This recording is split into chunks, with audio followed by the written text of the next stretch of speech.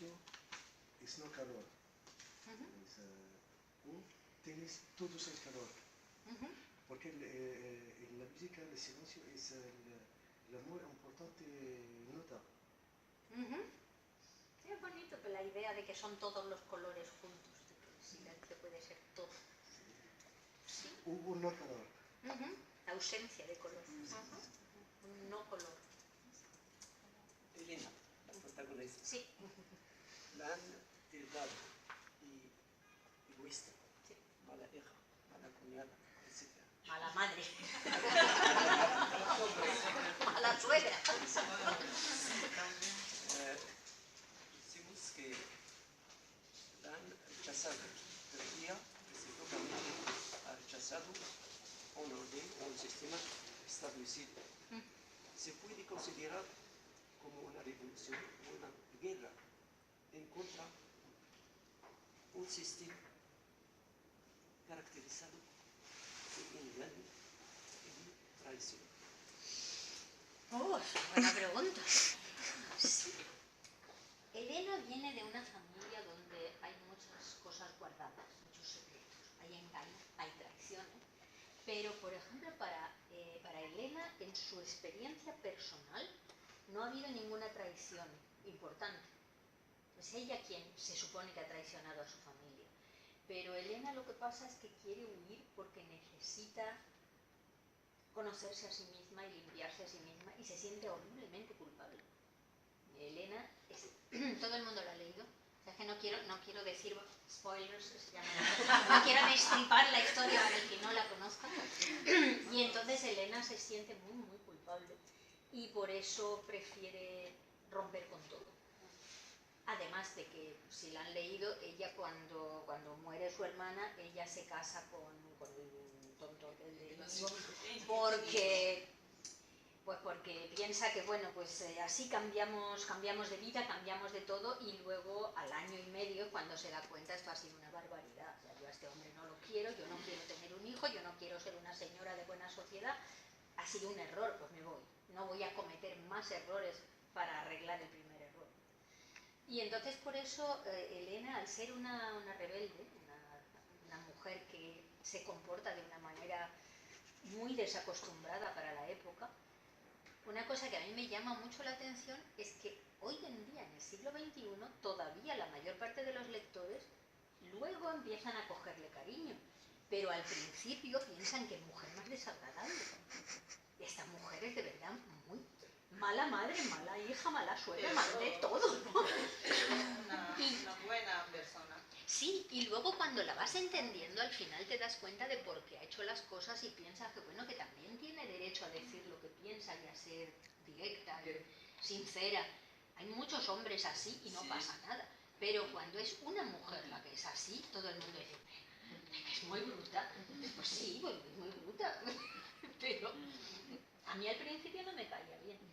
Yo cuando empecé a escribir a Elena, de verdad, cuando empecé a escribir a Elena no me caía bien, porque decía, de verdad se pasa mucho, que desagradable es, como trata a su pobre hijo cuando va a recogerla al aeropuerto. Sí. Es un pijo asqueroso. Bueno, un chico guapo que es tu hijo, que viene a por ti. Pero poco a poco pensé, bueno, en la vida tampoco te tiene que caer bien alguien para que te interese. Pues voy a continuar porque la historia me interesa y a ver a dónde llegamos. Y tengo que reconocer que de vez en cuando es muy liberador dejar que Elena diga ciertas cosas que quizá a todos nos gustaría decir y no nos atrevemos. Hablando personas aparentemente frío, egoísta, desagradable. Lo contrario hubiera cambiado el transcurso de la trama.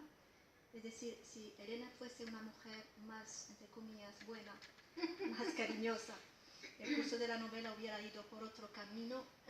¿Influye el carácter de los personajes a la hora de escribir, o son más bien las circunstancias o el contexto de la novela quienes imponen tal o tal carácter? En mi caso concretamente, o sea, veo muy bien lo que me dices, que en mi caso concretamente yo os voy a decir una cosa que es la pura verdad, aunque sé que suena muy raro, ¿eh? Yo os lo digo, no penséis que estoy diciendo cosas raras porque me pasa de verdad. la mayor parte de mis personajes yo no los invento. Son personajes que vienen y cuando vienen están bastante hechos. O sea, yo poco a poco los voy descubriendo. Pero es la sensación, yo qué sé, como cuando Colón llegó a América, no se la inventó, América estaba allí, él solamente la encontró. Entonces yo, por ejemplo, con Elena y con mis personajes centrales, yo no hago fichas de personajes, yo no hago esquemas, yo los tengo mucho tiempo en la cabeza, los oigo hablar por dentro, me fijo en lo que dicen, me intereso por ellos y poco a poco me van contando su historia, me van diciendo cosas. Entonces yo pienso que si Elena hubiera sido una mujer más dulce y más buena, o más tonta, o más humilde, o menos artista, pues a lo mejor se hubiera quedado con Íñigo y con Álvaro y hubiera tenido otro más, a ver si nacía una niña, y a lo mejor hubiera tenido 2 chicos, 3 chicos y luego por fin una niña, y luego se hubiera preocupado de la puesta de largo de la niña, porque ellos eran de la alta sociedad franquista y todo esto, y seguramente se hubiera perdido una excelente pintora, y antes o después también se hubiera divorciado de Íñigo porque estaba claro que ese hombre no era para ella, ¿no? Pero sí, la historia seguramente habría cambiado mucho. Y las decisiones, como todo el mundo sabe, las decisiones que uno toma cambian el curso de su vida. Por eso a veces es divertido, sobre todo cuando es un trabajo de talleres o cuando uno está trabajando esos personajes y tal, intentar poner la misma situación de partida con el mismo personaje de partida y hacer que elija cosas diferentes. Y a ver qué pasa, a ver a dónde va. Hay un momento en que Elena dice algo similar un poco. Si ella se hubiera casado con Jean-Paul, sí. ¿cómo su vida hubiera? Claro, porque yo pienso que eso es una cosa que todos hacemos con muchísimo... Bueno, yo lo hago con mucha frecuencia, pero me figuro que no soy la única, que hay mucha gente que piensa siempre, ¿cómo he llegado yo a este punto de mi vida? Y entonces empiezas a ir hacia atrás, y estás buscando como el momento en el que de verdad sucedió algo que hizo que tú seas la que eres ahora. O sea, vas buscando cuál fue el punto en el que todo podría haber cambiado. Sí, son encrucijadas de estas, pero hay muchas a lo largo de la vida. Lo que pasa es que si vas más atrás, casi siempre llegas a un punto en que dices, si en aquel momento, cuando yo tenía, yo qué sé, 14 años, que mira que voy hacia atrás, hubiera elegido tal cosa, entonces ahora habría pasado esto. Lo mismo te equivocas, claro, es todo ficción. Uno está siempre inventando, no puedes saber si es verdad o no es verdad. Pero es una cosa que hacemos casi todos los seres humanos. Y sin embargo, cuando vas a tomar una decisión que afecta al futuro, no lo hacemos casi nunca. Siempre lo hacemos hacia atrás, no hacia adelante. O sea, cuando vas a hacer vas a dar un paso importante, por ejemplo, yo qué sé, conoces a alguien que te gusta muchísimo, te enamoras de golpe, y casi nunca empiezas a pensar, a mí esto me conviene, a mí esta persona me va a convenir, va a significar que yo tengo que cambiar de ciudad, o voy a cambiar de trabajo, o todo lo que yo tenía pensado ahora lo tengo que apartar porque esto va a cambiarlo todo. No, tú te enamoras y A dices... veces otras personas que pueden decir. Pero no les hacen ni caso. No. Sí, Otras personas tu madre, tu mejor amigo, lo que sea, y te dicen, no lo hagas, pero si cuidado. tío es tonto, no te metas por ahí. Y tú dices, no, ahora. Quizás a una cierta edad uno piensa, no, a una reflexiona, no puede tomar decisiones así que van a volcar su vida, va a pensarlo mucho, entonces quizás no va a ir con esta persona, va a elegir algo estable, a buscar algo al que está acostumbrado. Sí, y luego resulta que viene un autobús y lo pisa. Y toda tu elección ha cambiado por completo. Si es que de hecho estamos en manos del azar. Por mucho que pensemos que son solo nuestras decisiones las que afectan, no son solo nuestras decisiones. Yo llevo 30 años porque soy muy curiosa, claro, o sea, yo creo que casi todos los que escribimos somos muy curiosos.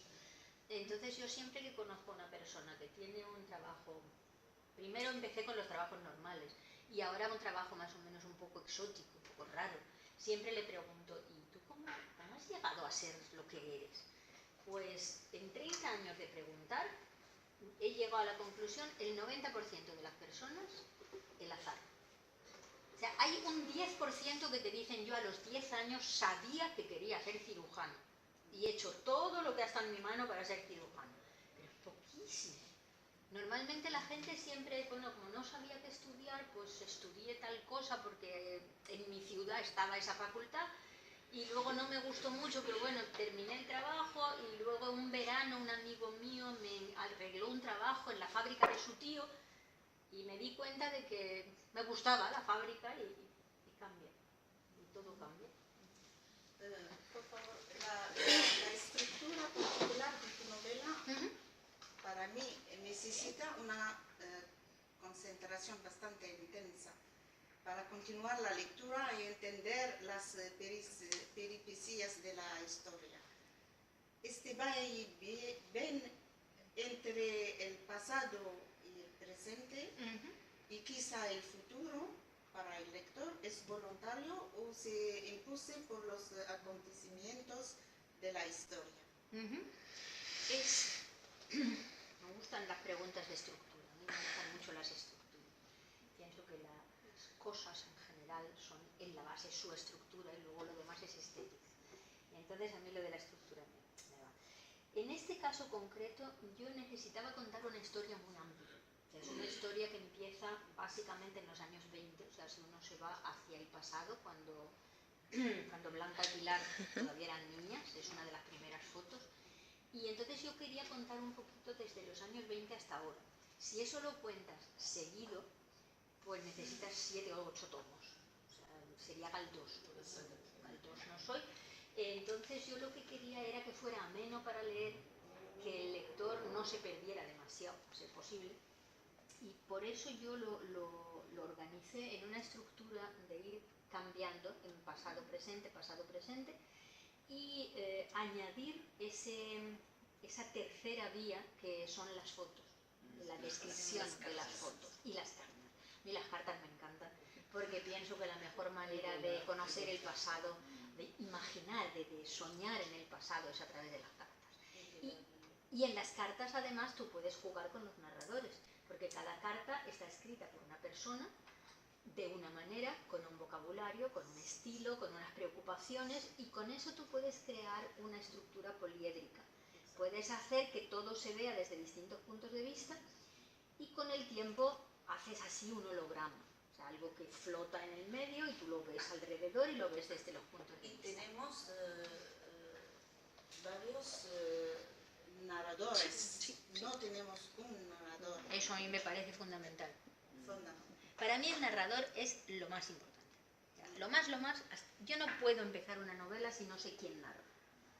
O sea, yo supongo que sabéis, porque eso son cosas que se cuentan en los talleres literarios y eso, que cada autor se toma las cosas a su manera y tiene sus... Virginia Woolf, por ejemplo, se podía pasar meses y meses y meses y meses poniéndose cada vez más enferma y la señora toma un poquito así para allá, pensando en cuál es la primera frase. Yo necesito una primera frase. Y eso puede ser muy agobiante, claro. Yo no necesito una primera frase, pero tengo que saber dónde empieza una historia. Eso es muy importante. O sea, tienes que saber dónde empieza la historia y hasta dónde vas a contar, dónde acaba. Pero lo fundamental es saber quién la cuenta y por qué la cuenta y cuánto sabe. Porque hay narradores que lo saben todo y narradores que solo saben parte y hay narradores que mienten descaradamente, que me encantan, los narradores que mienten me encantan, es una cosa maravillosa porque es como en la vida cotidiana, tú tampoco sabes quién te está mintiendo y entonces tienes que saber calibrar lo que te han dicho, ¿no? Entonces para mí el narrador es una cosa central. Una vez que sé quién narra, entonces empiezo a pensar dónde empieza la historia y entonces ahí suelo decir, bueno, la historia empieza ahí, empieza la primera frase. Pero si luego esa primera frase pienso que se puede cambiar, se cambia. O sea, no está hecha en mármol.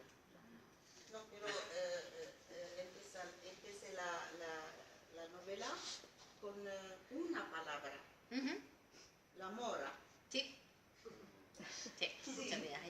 Ayer soñé con la La mora. mora. Para mí los sueños... Tenemos En la un pesadilla. montón de informaciones. Es una pesadilla, es un sueño bonito que luego se transforma en pesadilla. Yo es que a mí me gustan mucho los sueños, me parece una cosa muy estimulante. O sea, pienso que los sueños es una manera muy buena de captar la atención de los demás, porque los sueños captan tu propia atención. Y en algunos casos yo los sueños que pongo en mis novelas, no siempre, pero en algunos casos son sueños que he tenido yo, o muy parecidos. Y entonces me despierto y pienso, uy, este es un buen sueño para tal personaje. En este caso yo pensé que era una buena manera de entrar en ese mundo perdido en el pasado, esa sensación un poco idílica, onírica, que al principio parece que es una maravilla, todo es todo precioso, precioso, y poco a poco empiezas a darte cuenta de que hay un componente de angustia, de miedo, y luego la sangre al final. La fuente con la sangre y las monedas y todo esto. Y ahí están todos los símbolos de lo que va a venir después. Pero a pesar Yo, en relación con lo que acabas de decir, de que a veces sueñas algo y se lo adjudicas a algún personaje, ¿esta historia del color del silencio es una historia 100% ficticia o tiene algo de real en cuanto a personajes, hechos, acontecimientos? Tiene algo de real, eso lo puedo contar. La historia, de hecho, la novela empezó en mi cabeza, porque, bueno, de esto ya hará 4 años, 5 años o así, cuando se me ocurrió el principio, el germen de la historia. Estábamos mi marido y yo de vacaciones en un hotel, una casa rural de estas muy agradables, ahí leyendo, al lado de la piscina, debajo de un árbol leyendo, encantadísimo. Y él estaba, mi marido es historiador contemporáneo, y estaba leyendo un texto de Ángel Viñas que acababa de aparecer, y se trataba de los días justo antes del alzamiento, ¿no? Justo antes de la rebelión de los generales. Y conforme iba leyendo, mi marido iba diciendo, esto es estupendo, esto es increíble, esto es buenísimo, te lo tienes que leer, esto es a tope. Y estaba tan entusiasmado que luego en la cena le dije, bueno, resúmeme un poco. Me contó y dijo, pues sí que es interesante. Entonces me lo leí y, bueno, con esto no les voy a estropear nada a los que no lo han leído. Puedo contar un poco lo que dice Ángel Viñas. Se trata de que Ángel Viñas ha estado investigando lo que sucedió en Canarias con la muerte, con el supuesto accidente o no del general Balmes, que fue asesinado 2 días antes del alzamiento, el glorioso alzamiento nacional, el 16 de julio del 36. Y eso resulta bastante curioso, porque cuando lees cómo sucedió la cosa, os podéis imaginar, Balmes es un general que lleva toda la vida en el ejército, o sea, que entró de cadete y llegó a general, y cuando en julio del 36 el hombre es el jefe de la región militar de Canarias, se ha pasado toda la vida utilizando armas y decide ir a probar unas pistolas que le han llegado a ver si le gustan. Y está probando, además llega a la prueba de las pistolas él solo, con su chofer, ni siquiera con su ayudante, que es lo normal en estos casos. Y empieza a probar las pistolas, hay 2 o 3 personas más allí probando las armas. Y de repente, al montar un arma, se le encasquilla, y imaginaros qué inteligencia preclara. El buen hombre coge la pistola, se la apoya contra el vientre, con el cañón hacia su propia barriga, para desencasquillarla. Y la pistola se dispara. Claro, o sea, evidente. O sea, ni a mí me puede pasar eso, que yo en la vida he tenido en la mano una pistola. Pero sé de toda la vida que las pistolas, por donde está el agujero, es por donde hay peligro. Eso es lo que uno tiene que mantener lejos de su cuerpo. Pues Amado Balmes, que era general, no lo sabía el buen hombre.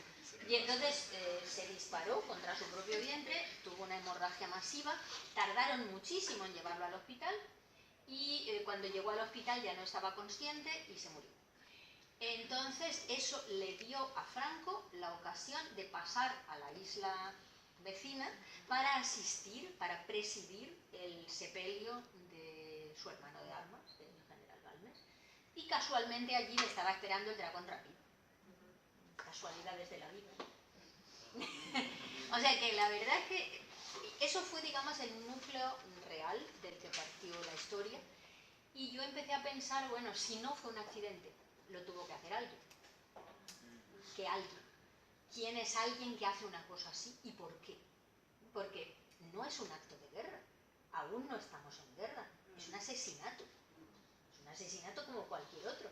¿Quién mata a alguien? Además tenía que ser un militar para estar en esa reunión, solamente un militar tiene acceso. ¿Quién podría ser? Y entonces es cuando me vino el personaje, este personaje que a mí curiosamente me gusta muchísimo, es uno de mis personajes favoritos. Cosa que yo nunca hubiera creído, que yo sería capaz de hacer un personaje que es un franquista convencido, que es un hombre de Franco, que es un fascista de narices, y sin embargo es un tío que tiene encanto, que tiene encanto, que tiene integridad, que... Como los espías como James Bond. Sí, hasta, sí, lo Por que es. favor, el espacio narrativo, porque hay descripciones Ay, es que a mí me encanta Rabat. Yo es que, os lo digo perfectamente, en serio. O sea, yo he estado en muchos sitios del mundo, pero Rabat es uno de mis sitios favoritos. Es una de las ciudades más atractivas y encantadoras, de verdad. Tiene una luz que hay en pocos sitios. La gente es encantadora. Es muy agradable estar aquí porque tú te cruzas con la gente y estás bien. No tienes miedo, no tienes tensión. En general la gente sonríe. Todo el mundo trata de ayudar si puede, y si no puede te dice, pues no funciona. Y ya está. Y a mí me hace mucha gracia, me parece muy bien. Rabat, una ciudad coqueta. Sí, Como sí. lo describe. Sí. Y además a mí me recuerda muchísimo a Alicante cuando yo era pequeña. O sea, la sensación de las palmeras, del mar, de las familias que salen a pasear y se comen un helado con los niños, de las terrazas. Es esa sensación de un lugar bueno para hacerse mayor, un lugar bueno para crecer. Y de verdad que yo a Marruecos es que le tengo mucho cariño. Desde que mi hermana vino aquí a instalarse hace ya bastantes años, yo la acompañé la primera vez que ella vino porque vinimos a buscar un sitio donde pudiera vivir, a buscar un piso. Y desde que aterrizamos en Fez, vinimos en tren hasta aquí. Y nos recibió Mónica. Y yo empecé a enamorarme de esta ciudad entonces y he venido siempre que he podido, y ahora que va a estar también unos años pienso venir mucho, porque de verdad que me gusta muchísimo. Es la razón por que has elegido como escenario Marruecos. Marruecos porque era también importante por la cuestión franquista. Pero de las ciudades que yo podía elegir, primero pensé en Marrakech, porque lógicamente Marrakech es la ciudad que en Europa tiene más prestigio y suena más. Pero a mí Marrakech me parece, hasta cierto, solamente he estado una vez 3 días, o sea, tampoco soy especialista, pero me parece un poco más como Disneylandia. O sea, Marrakech es así como marroquí profesional. O sea, de esto que tratan de ponerlo todo así muy folclórico, muy exótico para muchísimos turistas. Yo Rabat la encuentro mucho más cosmopolita, mucho más real. Y tiene de todo, es mucho más auténtica porque tiene la Medina y tiene cosas que no hay en otro sitio. Pero tampoco tienes la sensación de que están tratando de venderte un escenario para que te dejes el dinero, sino que es un sitio donde la gente normal vive su vida normal, y eso a mí me gusta mucho. Y de los lugares donde fue asesinado Sí, Alicia, sí. porque nosotros imaginamos el café en muchos sitios así, al lado de un restaurante en la Medina, y yo no conozco este restaurante. Fui a investigar en internet si existe realmente este restaurante y encontré que existe realmente. Yo intento poner las cosas que de verdad existen, porque mis novelas además funcionan muy bien en Alemania. Yo tengo muchos lectores en Alemania y los alemanes para eso son muy curiosos, son así muy precisos. Y de las primeras cosas que te preguntan es, ¿pero sus descripciones corresponden con la realidad? Sí. Y entonces, cuando usted cita un bar, ese bar se puede, sí, claro que se puede ir. Sí, las descripciones están tan detalladas. Yo intento que sean exactas. Se dicen que es un marroquí que escribe. Sí, el restaurante de Plage de Nation, lo comentábamos en clase. El Hotel Balima. El Hotel La Balima. televisión a la izquierda. Todo Además, os aseguro que pasé mucho tiempo mirando en internet fotos antiguas de Rabat.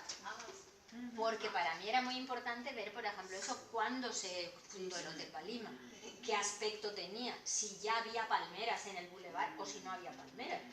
Entonces yo me miro esas fotos y me las miro con lupa, o sea, me las miro viendo cómo va vestida la gente, por ejemplo, si hay igual número de hombres o de mujeres, si hay niños. Yo trato de fijarme en todo para luego a lo mejor poner dos detalles. Pero son esos dos detalles que crean la realidad. Eso, una vez escribí una novela sobre Buenos Aires, que sucede en Buenos Aires en los años 20. Y me pasé 2 años oyendo tangos y leyendo cosas sobre Argentina y Buenos Aires y la Boca. Eso sucedía en la Boca. Y en una de las descripciones hablo de un café cantante, del Tortoni, que en aquella época era café cantante, y pongo la entrada y tal, cual. Y entonces, cuando ya iba a salir la novela, me escribe un señor de Argentina diciendo que había leído el manuscrito porque era de la editorial de allí y que no estaba seguro de ver si la entrada del Café Tortoni estaba por la calle que yo decía, que si estaba segura. Y yo, no estaba segura, estoy de una información, yo qué sé. Y 2 días después me llega una carta del mismo señor diciendo, tranquila, le he preguntado a mi padre y me ha dicho que en la época que usted describe, el Café Tortoni tenía 2 entradas, una por una calle y otra por otra. ¡Qué alegría! Y a lo mejor hay otros escritores a los que les da igual, pero a mí no me da igual. Yo trato de hacerlo bien y si me equivoco, pues me equivoco, ¿qué vamos a hacer? Pero me alegra mucho que ustedes, siendo rabatíes, me digan que reconocen su ciudad. Es una cosa muy bonita. Me ha gustado cómo has manejado todos estos acontecimientos, un largo viaje a través de los tiempos, a través de los lugares, los continentes, muchos personajes. Sí. Pero has podido... No, habla de tú, tranquilamente. Llevar con soltura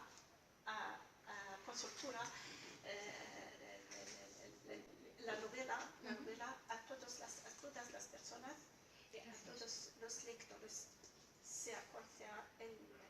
Muchas gracias. Tengo una idea a propósito de la ciencia ficción. Sí. Creo que para la ciencia algunas de tu obra has introducido la ciencia ficción en las historias reales. Es para dar tu novela un caché de distinción, una originalidad a tus novelas en relación a otros escritores o para hacer el suspenso al lector, le hunde en la reflexión y la imaginación, hacer que el lector habla con la historia. Sí, es más esa parte. No, lo de un toque de distinción usando la ciencia ficción es raro, muy raro, porque la ciencia ficción no tiene ningún prestigio. O sea, literariamente ahora está empezando a mejorar, a subir un poquito, pero tradicionalmente, digamos, los críticos clásicos, los críticos literarios clásicos, siempre han pensado que la ciencia ficción es una estupidez porque no lo han leído. Si lo hubieran leído se habrían dado cuenta de que la ciencia ficción es el único género de nuestro tiempo que utiliza nuevos temas. Toda la literatura del género que sea trata el amor, la muerte y las pasiones de la vida. Pero la ciencia ficción además utiliza temas que nadie antes ha utilizado. O sea, ahora en la ciencia ficción tenemos temas como problemas genéticos, problemas de robótica, problemas morales y legales derivados de las nuevas tecnologías. Eso es algo que solo hace la ciencia ficción. Entonces, a mí me interesa mucho, yo hago ciencia ficción, digamos, pura y sola y separada, pero de vez en cuando en algunas novelas hago mezclas porque yo pienso que la vida no tiene género y como mis novelas son reflejo de la vida, o reflejo del pensamiento de las personas sobre la vida, pues en la misma novela puede haber elementos de novela de amor, de novela fantástica, de novela de terror, de novela negra, como en la vida. Tú en el mismo día puedes vivir en una comedia y en una tragedia y en una obra del absurdo. Entonces yo mezclo porque me gusta esa mezcla, no lo hago a propósito para distinguirme de nadie ni para ser original. Yo lo que intento hacer siempre es ser honesta conmigo misma y con mis lectores. Yo cuento la vida como yo la veo. Por eso yo soy a veces más optimista que otros autores, porque yo en principio soy una persona optimista, aunque a veces pasen cosas terribles en las novelas, como en la vida. Mi pregunta va en la misma dirección que la... ¿Por qué usted eligió el género de ciencia ficción y de terror? Yo que sepa, no es un género común en la literatura española. Bueno, esa es la idea que casi todo el mundo tiene porque a lo largo de nuestros estudios en el colegio, en la universidad, siempre nos han dicho que los españoles no somos dados a la fantasía. Mentira. O sea, la mayor novela española no es El Quijote. No es pura fantasía. Un derroche de imaginación y de fantasía. Y no solo de fantasía, sino de cambiar el mundo a través de la imaginación. Y luego vienen los críticos del siglo XIX y te dicen que los españoles para eso no servimos. Pues no servirá usted. O sea, ahora hay muchos escritores españoles muy buenos que trabajan en ciencia ficción y en fantástico y lo hacen maravillosamente. Y no solo en España, sino en lengua española, gente como Borges, como Silvina Ocampo, como Julio Cortázar, como Elvisa Valenzuela, trabajan en fantástico y son maravillosos. Cristina Fernández Cubas, Pilar Pedraza, son gente muy buena. Entonces, y luego lo que yo decía antes, que la ciencia ficción muchas veces existe ese prejuicio, porque la gente lo asocia con el cine y con las explosiones, las persecuciones, los efectos especiales, los marcianitos, los hombres verdes, los monstruos, los tentáculos, que eso está muy bien y es muy divertido, pero no, eso no es la buena ciencia ficción. Por ejemplo, si me permiten, una de las regiones alemanes, cuando los chicos y chicas eligen español en el instituto, una de sus lecturas obligatorias es esa. Y les resumo brevemente el argumento para que se den cuenta lo que yo entiendo por ciencia ficción. El argumento de esa historia es, en un futuro muy cercano, o sea, en un futuro de 20 años, de 30 años, muy cercano, se descubre la posibilidad, la manera de pasar la conciencia de un ser humano a otro. Entonces, cuando empieza la historia, se trata de un matrimonio catalán. O sea, son catalanes porque en general cuando uno lo lee siempre asocia a los catalanes con gente que tiene dinero y que son emprendedores y modernos. Un matrimonio que lleva toda la vida juntos, tienen 80 y muchos años, ya cerca de los 90, y se están poniendo ya muy malitos y muy viejecitos. Y entonces ven que existe desde hace poco la posibilidad de cambiar de cuerpo, de comprarse un cuerpo nuevo. Y se lo piensan porque, claro, es fuerte, también es un dilema moral, porque, claro, también nos podéis imaginar quiénes son las personas que dan su cuerpo para eso. Son casi todos africanos, de África negra, guapos, sanos, jóvenes, en perfecto estado, que ofrecen su cuerpo durante 20 horas al día. Ellos tienen 4 horas para vivir su propia vida. sí. Entonces lo hacen porque piensan que así sus familias tendrán una oportunidad. Con el dinero que a ellos les dan, sus familias, sus hermanos podrán estudiar, sus padres tendrán una vejez digna, y ellos piensan, bueno, yo durante 20 horas no soy consciente de nada, como si estuviera durmiendo, y 4 horas al día es muy poquito, pero 4 horas al día vuelvo a ser yo y vivo mi vida. Por dinero, y además los engañan vilmente a la familia, les dicen que les van a dar mucho más de lo que luego les dan. Entonces el cuento es eso, un matrimonio muy mayor que se plantea el cambio y al final deciden aceptarlo, 1 millón por persona. Claro, lógicamente a los africanos les llega nada, una miseria. Y de repente esas personas que estaban muy mal y que les dolía todo y que estaban enfermos, de repente son jóvenes y guapos y fuertes y pueden volver a jugar al tenis y a montar a caballo y a hacer el amor y a bailar y a hacer lo que les dé la gana. Y hacen una fiesta, claro, para presentar su nuevo cuerpo, y es una escena muy muy divertida porque son todos de 80 y tantos años, menos ellos dos, pero ellos dos por dentro siguen teniendo 80 y tantos años, ¿no? Su mentalidad es la misma, ellos tienen la misma personalidad. Y en fin, pero ese tipo de ciencia ficción es la que a mí me parece que es una ciencia ficción que lleva a que la gente pueda discutir esas cuestiones morales. Hay también un hombre que se queda embarazado. Ah, sí, eso también es en uno de mis textos de ciencia ficción, también hay un hombre embarazado, sin querer estarlo, lógicamente. En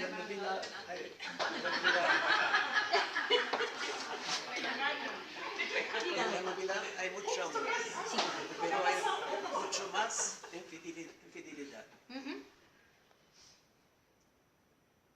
La infidelidad,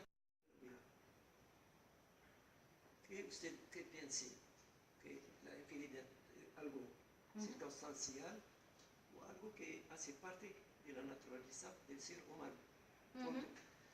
Cuanto al amor, el amor se dirige al cuerpo o se dirige a algo espiritual, evidentemente indeterminado. Sí, son preguntas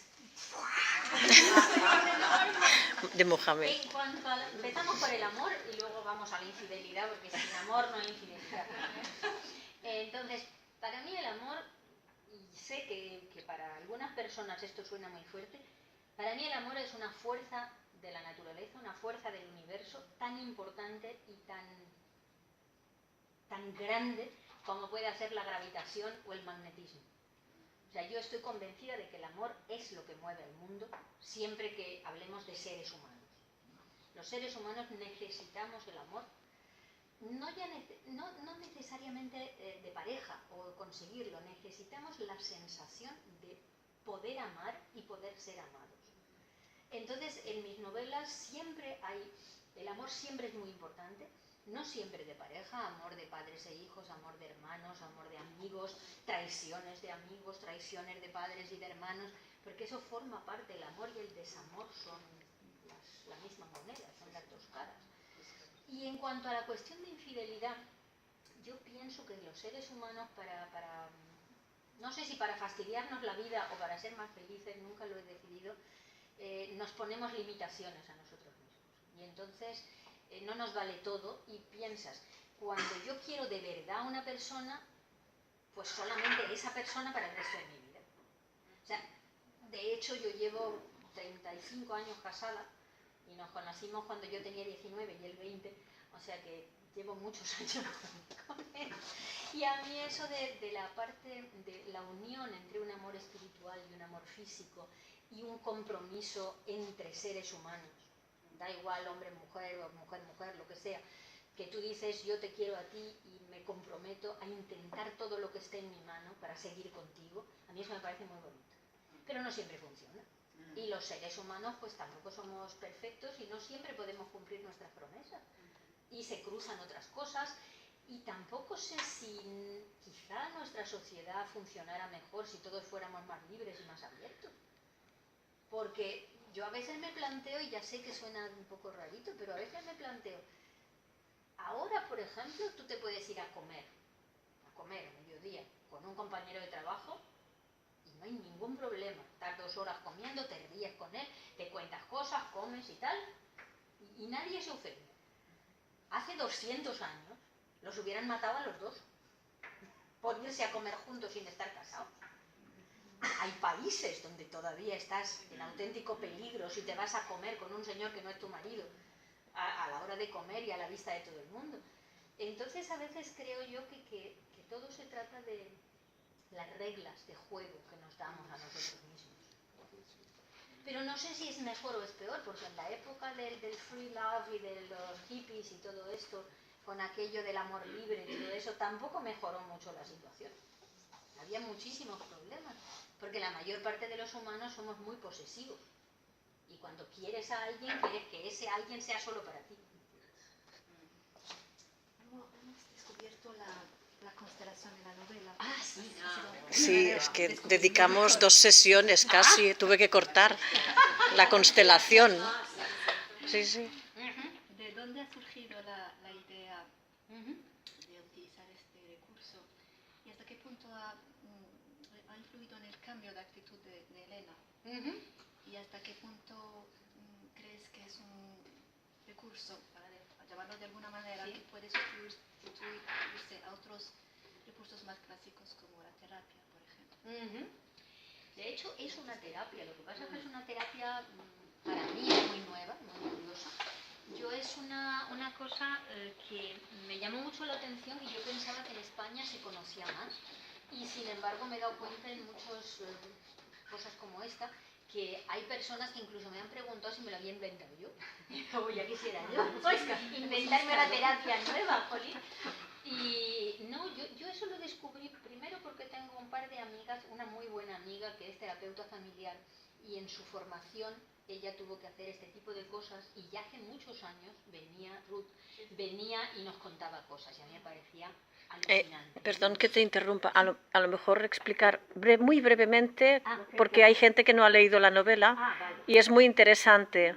El primer capítulo presenta una constelación. Entonces, si queréis explicar hoy La menos. constelación familiar es un tipo de terapia en que se intenta, digamos, de las personas que acuden allí suelen ser un máximo de 20, como mucho, entre 12 y 18 personas, que no se conocen de nada, no se han visto en la vida, y cada uno tiene algún tipo de problema que le gustaría limpiar o tematizar.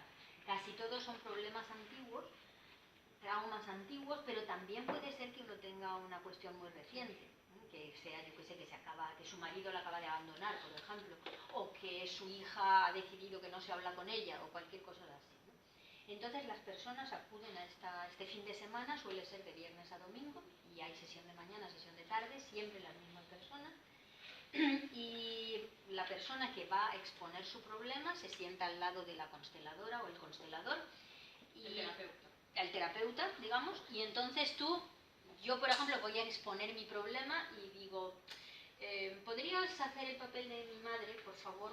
Y me gustaría que tú fueras mi hermana y tú, por favor, que seas mi padre, y eliges a unas cuantas personas. Puede ser también del entorno laboral, no tiene que ser familiar. Entonces las personas están ahí en el escenario, digamos, en el medio, y empiezan a moverse, a acercarse, a mirarse, y poco a poco empieza a existir una dinámica, y cuando tú estás actuando, digamos, notas que a lo mejor te resulta desagradable que una persona se te acerque.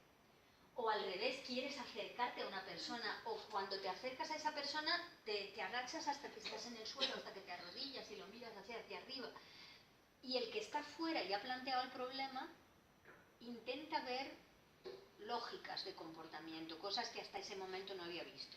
Y el terapeuta te va ayudando, podría ser esto, podría ser aquello, reconoces tal cosa, y poco a poco tú empiezas a darte cuenta de cosas que antes no habías visto.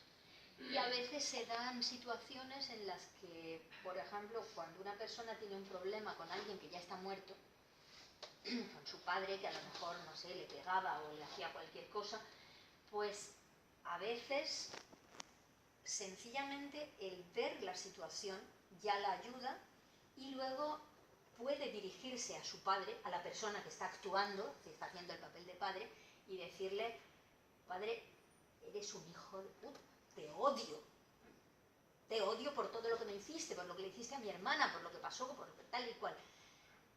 Y eso dicen, a mí no me ha pasado, claro, pero dicen que se sienten muchísimo mejor después, que tienen la sensación que esas palabras han sido escuchadas, ¿no? Que hacía falta decirlas.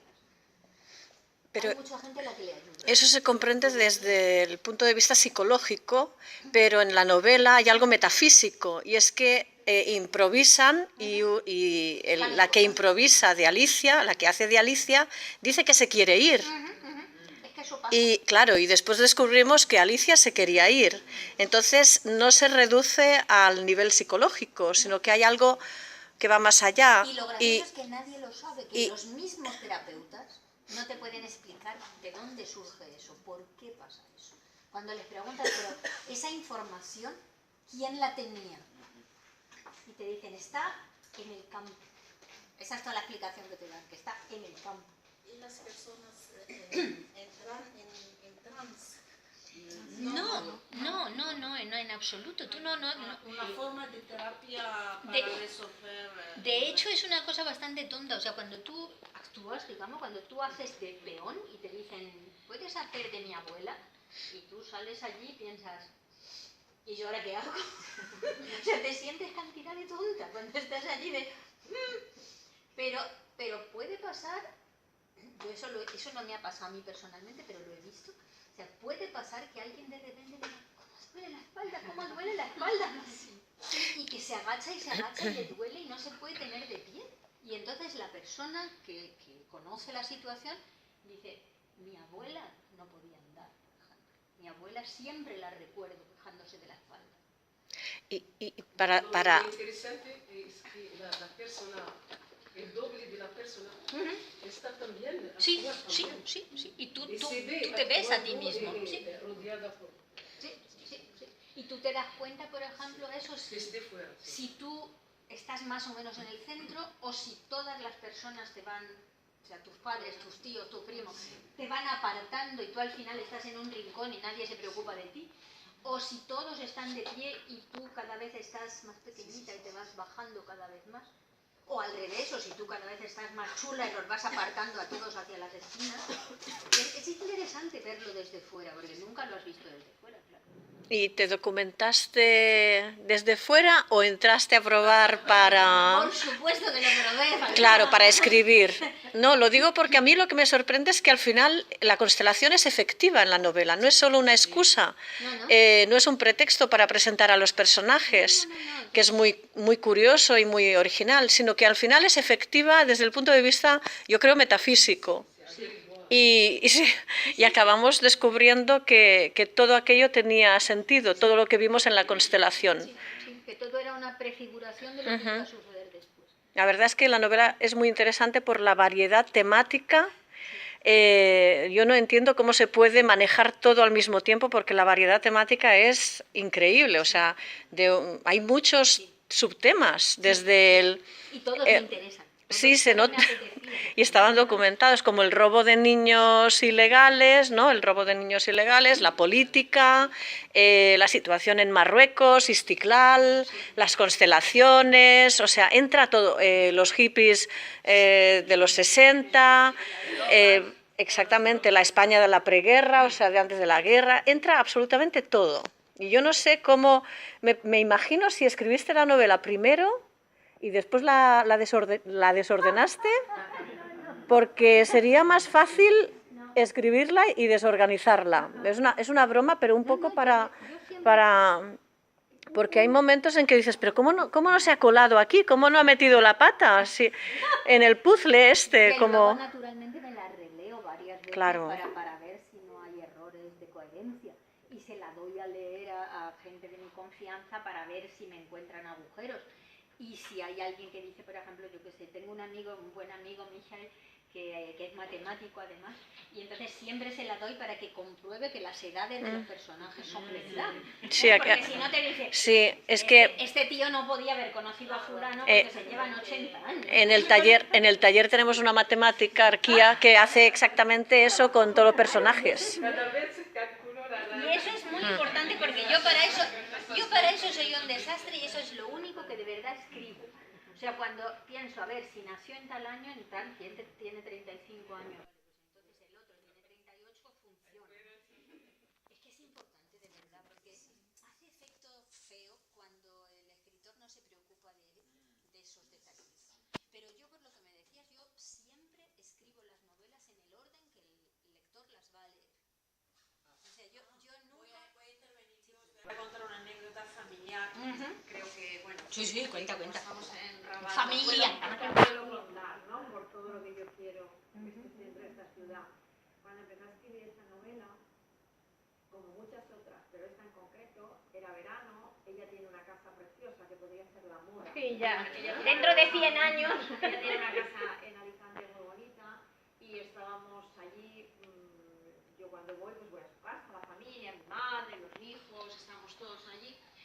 Y cuando terminábamos de comer, ella nos leía a mi madre y a mí. Mi madre está muy mayor y le encanta que le lean. Y entonces nuestras sobremesas de verano eran en el patio, en el jardín de ella. Ella nos iba leyendo lo que iba escribiendo día a día, en bruto. En bruto. Luego ya y entonces, en todo un verano, o sea, mi madre esperaba, y yo también. La radionovela. Yo la hago rápido, apenas espero el capítulo de ella, ¿no? Entonces nos sentábamos las tres, entonces, o sea, doy fe de que la progresión es así. Es más, que discutimos muchas veces. ¿Y esto por qué? Mi madre a veces me dice, pues no lo entiendo, pues no me gusta. O quiero saber más. Ahora se corta ahí y ya te enterarás. Y entonces es una cosa, bueno, pues en concreto con esta novela ha sido muy tierno porque, bueno, porque está mi madre. Sí, muy bonito. Gracias. Y además seguramente con mucha información de la época. Sí. Así que son esos detalles. Eso es lo que me pasó a mí en el viaje de novio. Le digo, claro. Por eso lo he puesto. Lo del tren, cuando llegan con la cara manchada de carbonilla y tal, eso le pasó a mis padres en el viaje de novio. Para mí entiende conspiración como algo simbólico, como Elena se presenta como un ser encerrado en sus propios pensamientos y rechaza la comunicación con los demás. Pero después de la constelación en Australia, empezó a criarse con los otros. Muy lentamente. El ejemplo. Pero es que Carlos es un cielo de personas. O sea, Así me gustaría encontrar un hombre. Carlos es casi un santo, pobre hombre. Otra pulsera, una joya. Sí, una joya. Carlos es una auténtica joya porque además es un hombre muy liberal y muy cariñoso y muy comprensivo.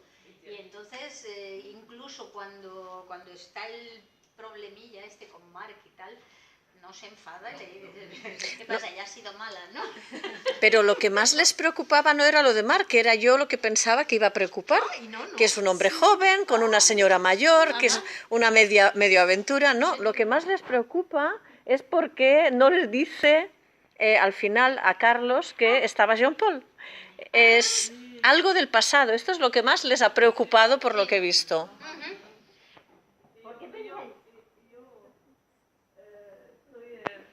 Algo me choca en el comportamiento de Elena, porque ella como trata a los hombres, ella ha roto los corazones de todos los hombres que ha conocido, primero a Jean Paul y luego a Íñigo, con el que ha tenido un hijo, que los ha abandonado. Y me pregunto si a Carlos lo utiliza como una almohada. Porque has utilizado en la novela una almohada para acolchar el peldaño del descenso.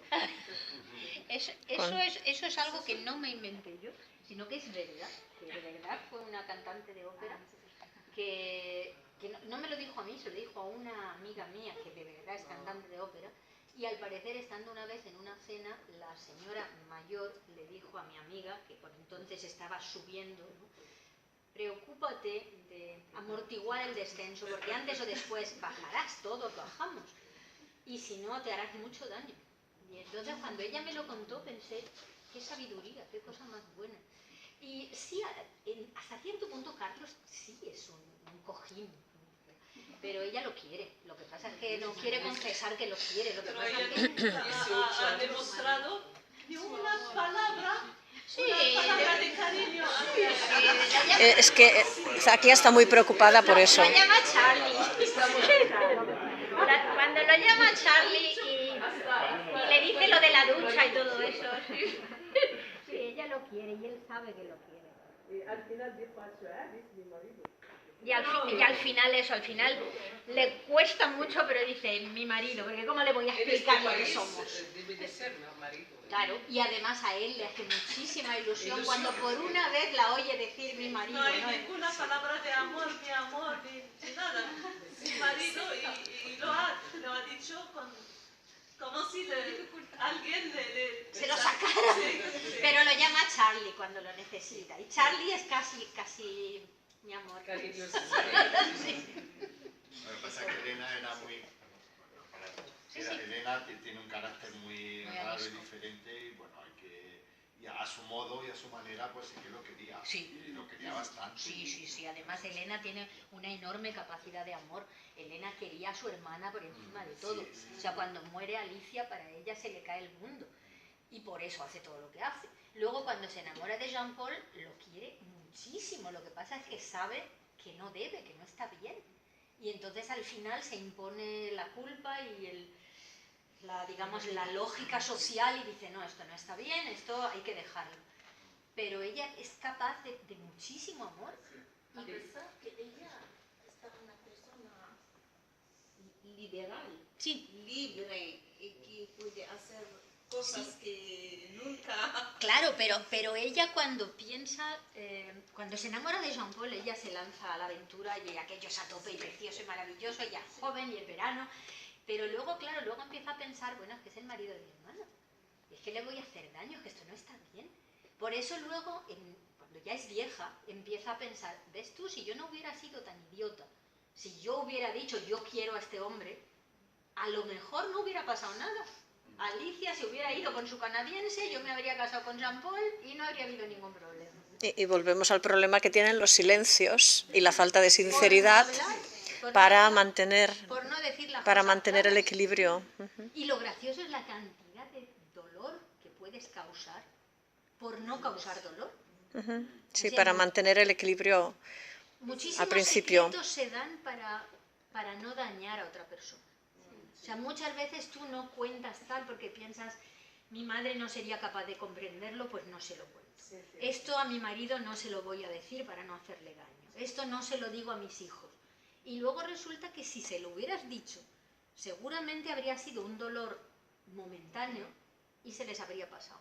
Pero si se enteran cuando tú ya estás muerta, por ejemplo, que ya no pueden hablar contigo, que ya no se puede limpiar, les has hecho mucho más daño.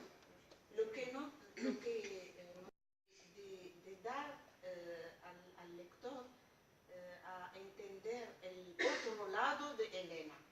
Es un arte. Gracias. Un arte. No hago lo que puedo. Hablamos otra vez de la omisión. No lo puedo contar todo, pero intento dirigir la atención del lector para que vea... La literatura siempre es una cooperación. O sea, si yo escribo una novela, por buena que sea, mientras está ahí, está muerta. No sirve para nada. La literatura empieza a vivir cuando hay un lector que la lee. Y entre los dos construyen ese puente que cuanto mayor sea la experiencia y el bagaje del lector y del autor, más grande y más fuerte se hace el puente. Por eso hay libros que tú los lees siendo muy jovencita, por ejemplo, y no te dicen nada, no los entiendes. Y los lees a los 50 años y de repente dices, ahora sí. Si un libro encuentra su lector, esa cooperación es sólida como un templo, vamos. Es como el amor, es una relación de amor. Porque yo sugiero algo y el lector usa su experiencia y lo ve. Por eso yo, por ejemplo, nunca hago descripciones explícitas de sexo. Porque yo siempre dejo que cada lector ponga su propia experiencia sexual. O sea, yo escribo para adultos, todo el mundo sabe cómo va. No hace falta que le diga exactamente lo que hay que hacer. Entonces yo sugiero y cada uno añade sus recuerdos, su experiencia, sus amores. No hace falta más. Hay que creer en tu lector. Yo escribo para lectores inteligentes y tengo la suerte de encontrarlos. De verdad, es una suerte. Imagínate que tú escribes para lectores inteligentes y la gente te dice, pues yo no entiendo nada. No, desde luego, porque la novela... La novela necesita una Sí. lectura activa. Sí. Estábamos dentro, estuve hasta las 2 de la madrugada. Gracias. Encontré la cabeza abajo. Se te caía el libro en la cara con lo que pesa. Pero su novela fue traducida en 18 idiomas. Esta no, esta todavía lleva 4, porque salió sí. hace muy poquito, pero mis diferentes obras están en 18 idiomas, no todas, claro, una está en 5, otra está en 11, otra está en 3, según lo que interesa en cada país, porque es muy curioso, en cada país interesa un tipo de historia. Sí, una parte de la historia, una parte importante, tuvo lugar en un país árabe, en Marruecos. Me apetecería saber si posible, digamos, un día su novela traducida en árabe. A mí me encantaría, me parecería maravilloso, pero no estoy yo muy segura si, con todos mis respetos, para personas muy religiosas, yo creo que mi novela sería escandalosa, por lo que usted decía, o sea, hay infidelidades a montón, hay traiciones a montón, hay mucha gente que tiene relaciones sexuales con gente que no debería, hay mujeres que hacen cosas muy atrevidas. No te fíes de las apariencias. No, todavía no. Estamos en trato, pero todavía no. No, hombre, Marruecos es un país muy moderno, pero en Arabia Saudí, por ejemplo, no me lo puedo imaginar.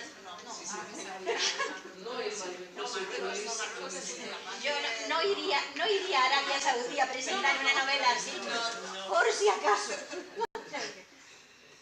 Queríamos comprar la novela, pero no la hay. No, pero sí hay a la venta, lo que pasa es que no llegamos... Años que me releo una novela, pero como iba a venir al club de lectura me parecía feo habérmela leído en mayo, ya no me acordaba bien de todo, y me dijo que lo había pasado mucho mejor la segunda vez, porque la primera vez se la leyó tan deprisa para saber qué pasaba, que no pudo disfrutar de la novela en sí, y que ahora se lo ha pasado mejor. Lo bueno, os lo digo por si... No, a mí me pasó, yo me la leí en verano y me la he tenido que, o sea, me la he leído y he descubierto un montón de cosas, porque claro, teníamos la prisa de que venías y yo me la he leído, vamos, tomando notas y he descubierto montones de cosas que no había. Y hoy ha habido una discusión con el final, pero no podemos hablar del final, ¿verdad? No. Sí, el final es que es una No podemos, cosa, pero es ambiguo, ¿verdad? Sí, claro. ¿Es ambiguo o no es ambiguo? Vale. Y además ahí siempre hay un dilema ético. ¿El final? De hace bien, no hace bien, es por... Varios estilos literarios en las cartas. Diré elegante, coloquial, un poco refinado. Y eso ayuda te ayudó a crear. Sí, como recurso a crear el personaje. Describir, sí, la personalidad de los protagonistas. Efectivamente. Para mí, pensar, vosotros Porque, además... por eso, perdón, sí. Blanca que escribe, Alicia, Michael, hay varias pilas, hay cartas de cada una, hasta los mensajes de Elena aún son muy cortos, y Jean-Paul, todos, hasta Bruno escribió al final. Por favor. Sí, Sí, me gusta mucho el tema y además me gusta mucho estar en esta reunión porque vosotros también escribís. Entonces no sois lectores pasivos, no sois lectores normales, sino que sois lectores que también escriben. Y eso es otro nivel, porque cuando uno lee como escritor, ve más cosas y entiende más cosas y le gusta más. Entonces pensar que cuando nosotros escribimos, solo tenemos palabras. Suena perogrullada, pero un escritor no tiene más que palabras. Otros artistas tienen formas, volúmenes, colores, efectos especiales, música de fondo, actores. Nosotros solo tenemos palabras y con las palabras nos tenemos que arreglar. Y sin embargo lo conseguimos. Entonces una cosa que es muy importante es que tú procures que cada personaje tenga sus propias palabras. A mí me pone muy nervioso cuando leo una novela en que todos hablan igual. O sea, incluso si todos los personajes son del mismo pueblo o de la misma familia, no todos hablan igual. Puede haber cierto tipo de formulaciones que todos comparten, pero no todos hablan igual. Y cuando escribes una carta, eso es la expresión de tu alma, de tu pensamiento. Es casi lo que más te describe. Por eso a veces me tengo que pelear muy seriamente con los correctores de estilo, porque los correctores de estilo, que en general son muy buena gente y saben muchísimo de todo, de gramática y de vocabulario y de todo, se empeñan en igualar. Y entonces te dicen, por ejemplo, pues no puedes decir, este tío está para allá, porque eso es una vulgaridad. Ya, pero es que la persona que habla es vulgar. O sea, no puedo decir, podríamos albergar ciertas dudas sobre su equilibrio mental. No, está para allá. Es otra cosa. Entonces da la sensación de que la gente ya se le ha olvidado que existen los registros lingüísticos y cada persona tiene su registro y cada registro sirve para una cosa. Y a mí me gusta mucho eso. Entonces es algo que procuro mimar porque es que es muy útil, es muy útil.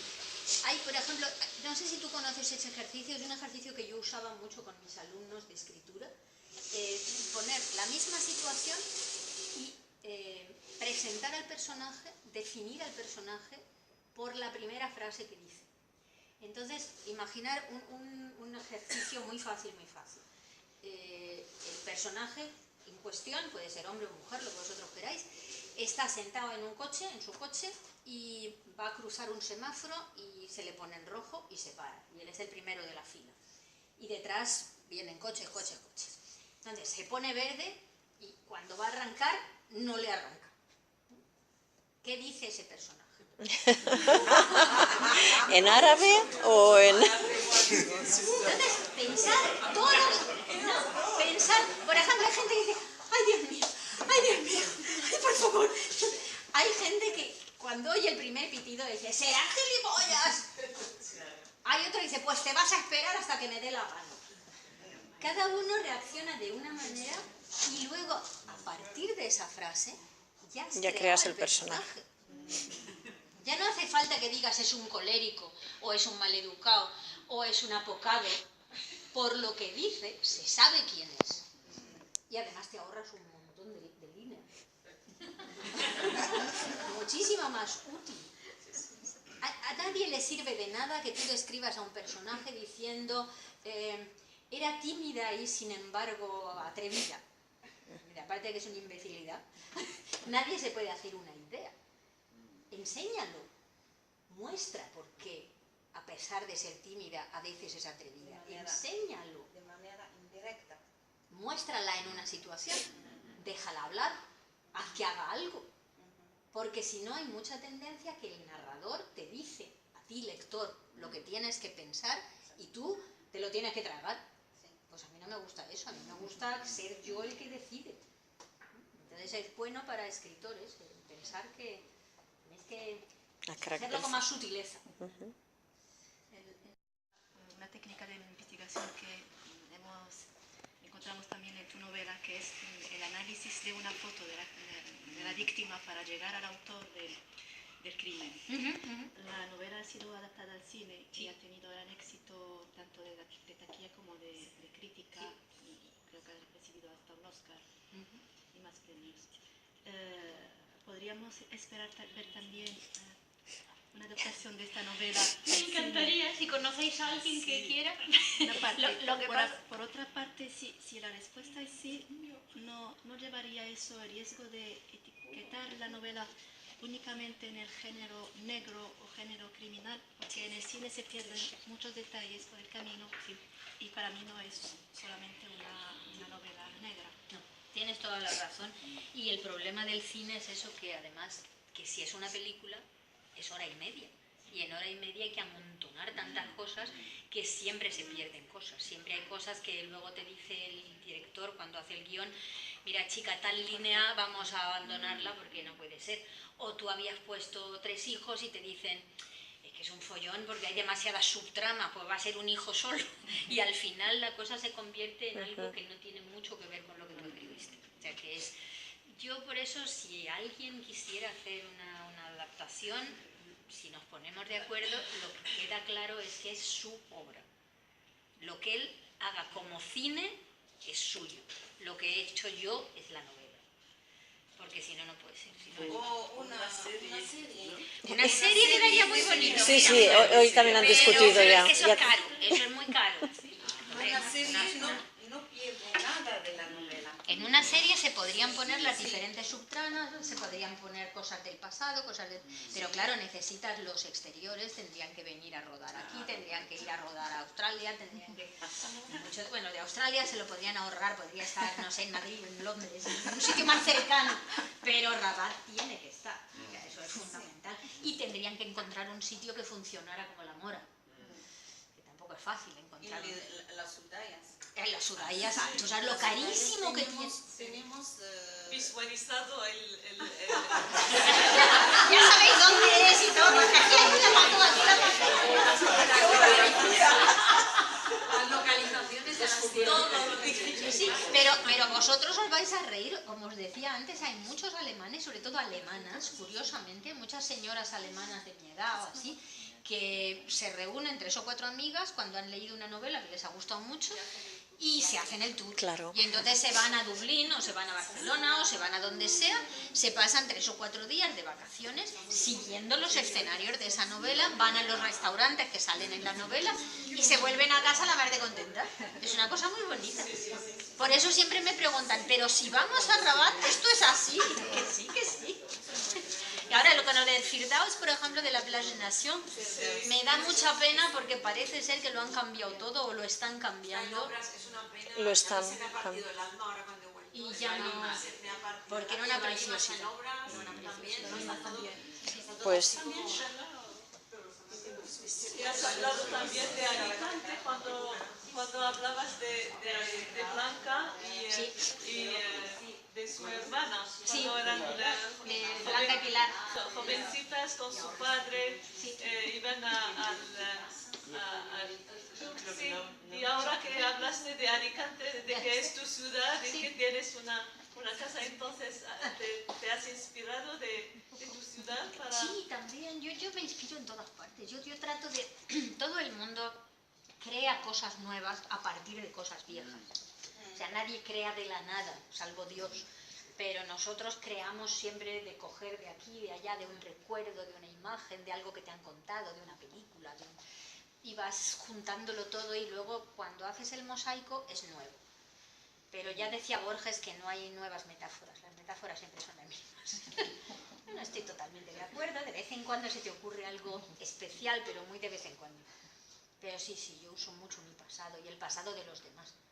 Eso sí, si alguien me cuenta algo, yo siempre pido permiso.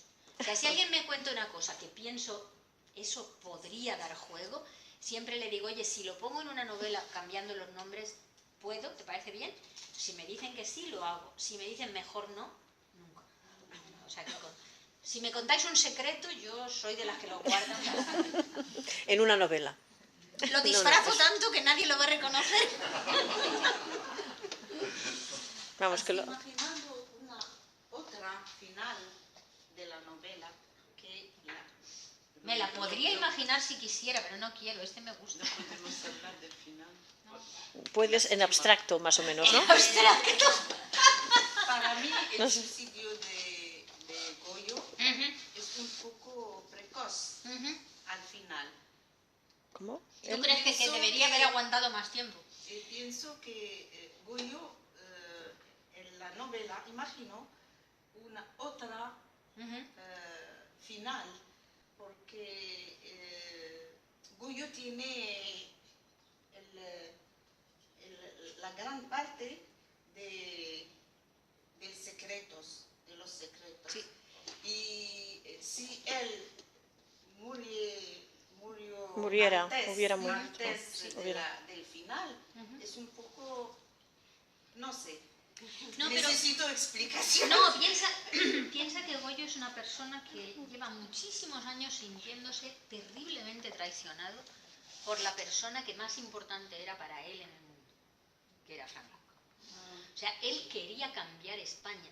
Él lo que hizo, lo hizo sabiendo que estaba mal, porque para él era el ideal. Él sabía que había que sufrir y que había que hacer muchas cosas desagradables para hacer una patria mejor. Y ahí ya empiezan a traicionarlo, y ahí lo apartan por completo. Él era un hombre del ejército, un hombre militar, y lo apartan. No le dejan vestir un uniforme nunca más, que para él es una cosa muy importante. A mí me daría igual, yo detesto los uniformes, pero a él le parece muy importante. Luego él, a lo largo de su vida, va viendo cómo todos sus ideales se pudren y se desmoronan. Pierde a su único hijo varón. Está a punto de perder a su mujer, en la pena de la pérdida del hijo. Luego muere su hija mayor. Y luego se da cuenta de que si él no hubiera intervenido, esa muchacha estaría viva. Y eso le sucede justamente cuando el 23 de febrero, cuando se da cuenta de que iba a pasar algo importante en el país y ya nadie lo ha llamado para comunicarle nada. Él ya no es nadie. Y entonces es demasiado de golpe. Es mucho. Porque al final ha asesinado a John. Sí. Y se dice hasta ahora. Eso no le preocupa. A Goyo eso no le preocupa en absoluto. En la constelación ya dice que le han traicionado. Sí, pero la traición se refiere naturalmente al golpe. Pero no, lo de matar a una persona así que se lo merece no le preocupa en absoluto. Es un militar de... No, creo que se dice que su misión está terminada. Sí. Él ha vengado a su hija, que es lo que él quería. Y luego le vuelven a caer 3 o 4 palos gordos y no puede más. No puede más. Y piensa además, ¿para qué? O sea, ¿qué me queda? O sea, la única hija que me queda no me quiere, me ha abandonado, no está. Mi mujer se ha distanciado totalmente de mí, los otros 2 hijos los he perdido, mis compañeros ya no existen, todo el mundo me ha traicionado, soy un viejo, tengo mucho dinero, vale, mucho dinero, ¿y qué hago con él? El dinero no compensa en esas circunstancias. Y además, él, a pesar de que suena muy fuerte, él es un hombre de honor. Él siempre se ha sentido a sí mismo como un hombre de honor, como un hombre íntegro. Y llegas a un punto en que dices, mira, esto no tiene ningún sentido. ¿Para qué? La vida se me ha estropeado. Y eso es una cosa que a mí me gusta mucho, quizás soy perversa, pero me gusta mucho cuando imaginas eso, esa escena cuando se conocen, cuando conoce a Blanca, que es tan guapo, tan joven, la escena luego cuando está en Marruecos, cuando viene con su joven esposa y le presenta al sultán y piensa, el futuro es nuestro, da todo por delante, vamos a ser la mejor pareja del mundo, vamos a llegar a las estrellas. Y luego ves como todo se va rompiendo, se va perdiendo y lo ves al final viejo, triste y enfermo y entonces ve a Paloma. Y ese es el peor golpe, ese es el momento en que dice, no vale la pena, ¿para qué? No vale la pena y también qué he hecho, ¿Y ¿no? qué he hecho? ¿Qué hice en aquel momento? Y eso, y si hubiera tenido un poco más de paciencia, un poco más de fe, un poco más de lo que fuera, no habría sucedido lo que ha sucedido, pero es tarde para volver atrás, ya no se puede volver atrás. Entonces, pues ya está. Porque me pregunto, ¿por qué es posible de estar feliz sin conocer todo? Quizás. Sí, a veces mi hermana siempre ha dicho que la reivindicación de la ignorancia también es importante. Hay veces que el no saber tiene grandes ventajas. Entonces se trata de llegar a un equilibrio, ¿no? O sea, es igual que cuando la gente habla de que la sinceridad es muy importante. Es verdad, la sinceridad es muy importante, pero si tú te encuentras con una amiga y dices, ¡jo, qué vieja y qué gorda estás, tía! Pues sí, eres muy sincera, pero ¿qué falta hacía? O sea, era necesario. Entonces dicen que cuando vayas a decir una cosa, es una de esas sabidurías que se habla, cuando vayas a decir una cosa que te plantees, es verdad, es bueno, es necesario. O sea, vale, es verdad que está gorda y vieja, eso es verdad. ¿Es bueno decirlo? ¿Le va a ayudar para algo? ¿Es necesario decírselo? Pues si de las 3 preguntas, por lo menos una es que no, lo dejas. Entonces yo pienso que en principio hay secretos y hay cosas que hay que aclarar, que hay que hablar, los que te hacen daño. Pero los que no te hacen daño porque no eres consciente de que existen, ¿para qué? Yo me quedo con dudas con la última carta de Ron Paul. Como ha habido tantas mentiras en la novela, no estoy muy segura de que si es una carta sincera o otra mentira. Eso es lo que no podíamos preguntar. Podríamos decir que la novela empieza con una mentira, varias mentiras y acaba con otra mentira. Bueno, sí, en abstracto se puede preguntar. Puede ser una posible mentira, puede ser una manera de fastidiar, de hacer daño hasta el último momento, sobre todo considerando que ahora ella tiene otra pareja que la quiere y todo eso. Puede ser también una manera de quitarse la culpa de encima y de decir, bueno, yo de hecho no tuve realmente la culpa porque yo nunca dije con claridad lo que quería que sucediera, sino que yo lo expresé como un deseo. Eso lo dice Jean Paul, no sabemos si es verdad o si es mentira. Claro, podría ser mentira. Lo que pasa es que es ese tipo de cosas que a uno le pasa con cierta frecuencia. Todos tenemos esa experiencia de que tú a veces estás hablando con una persona, sobre todo eso después de una larga noche y unas cuantas copas y tal, y entonces empiezas a contarle cosas demasiado íntimas y expresas un deseo que es un deseo pasajero, momentáneo, y a lo mejor la otra persona que te quiere mucho piensa, pues se le puede ayudar, si es de verdad lo que quiere. O si la otra persona, aparte de quererte mucho, es un mal bicho, piensa, bueno, si lo hago y luego lo puedo chantajear, pues todos sacamos partido, ¿no? O sea que hay muchas cosas en las que la cuestión de... Una de las cosas básicas de la novela, lo sabéis, es la cuestión de la culpa. Y entonces ahí, según la sensibilidad que uno tenga, coge más parte de culpa o menos parte de culpa. Goyo hay veces en que tienes la sensación de que no sabe lo que es la culpa, de que a él le parece que son cosas que hay que hacer y se hacen y punto. Y sin embargo Blanca la consume la culpa, cada persona es de una manera y Jean Paul hay veces que se siente culpable y otras veces no, como cualquiera de nosotros. Y creo que detrás hay la sinceridad también. La culpa y sinceridad. Sí, pero que hay sinceridades que son, digamos, que ayudan y limpian y son buenas y hay que hacerlas. Y hay sinceridades como lo de qué gorda y qué vieja estás, que no sirve para nada. Aquí solo haces daño. La llamamos la mentira blanca. Sí, ¿cómo se dice eso? Lo decíamos nosotros. Para ayudar a la Mentiras piadosas. Sí, mentira piadosa. En español se dice mentiras piadosas. Aquí en árabe se dice mentira blanca. En alemán también dicen mentiras blancas. Piadosa, sí. Pero mentira piadosa es eso, con muy buena intención. Buena intención. Sí, lo que pasa es que también dicen que el camino al infierno está empedrado de buenas intenciones, ¿no? Y que en alemán dicen una cosa muy graciosa que es hacer algo con buena intención es lo contrario de hacerlo bien. Porque es lo que dicen cuando, ay, pues yo lo hice con buena intención y de sí, pero se jodió. No sé, ¿comprendes? Cohen, no sé si lo conocéis, para mí Cohen es el mayor poeta del siglo XX, incluso contando a Lorca, que ya es difícil. En fin, Lorca y Cohen, pero para mí Cohen es una cosa muy importante. Y entonces también se la he dedicado a él. Y las primeras frases parten de una canción de Cohen que se llama Famous Blue Raincoat, que no sé si la conoceréis porque tampoco es tan conocida, que empieza justamente con las mismas palabras que mi cuento. Es decir, al revés, mi cuento empieza con las mismas palabras de su canción. Y dice: las 4 de la mañana, últimos de diciembre. Escribo ahora para mí, a mano, con mi menuda letra de orfebre, en este piso recién alquilado, semivacío, mientras la nieve cae mansamente tras de los cristales sobre esta calle Clinton en la que ya no suena la música de la que hablaba Cohen. Escribo para mí. No hay nadie más. No hay nadie más ahora que no está Celia.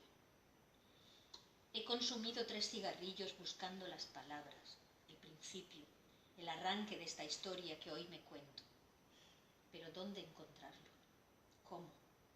¿Cómo si no hay principio?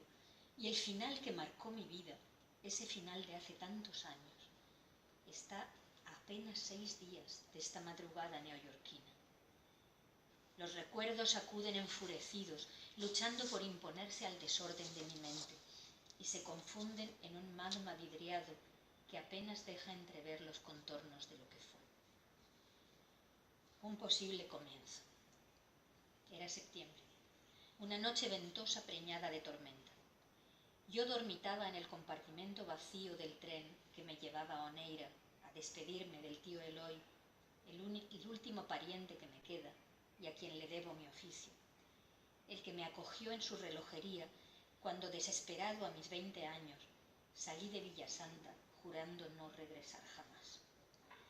La luz del pasillo iluminaba débilmente mi rostro, que se reflejaba de modo fantasmal en el cristal de la ventanilla y me hacía recordar el que tuve en la infancia, el que naufragó para siempre en la despedida, como si aquel niño se hallara agazapado en algún lugar de mi interior, esperando un descuido mío para emerger de nuevo de las aguas fangosas del pasado, con su sonrisa feliz y sus ojos brillantes.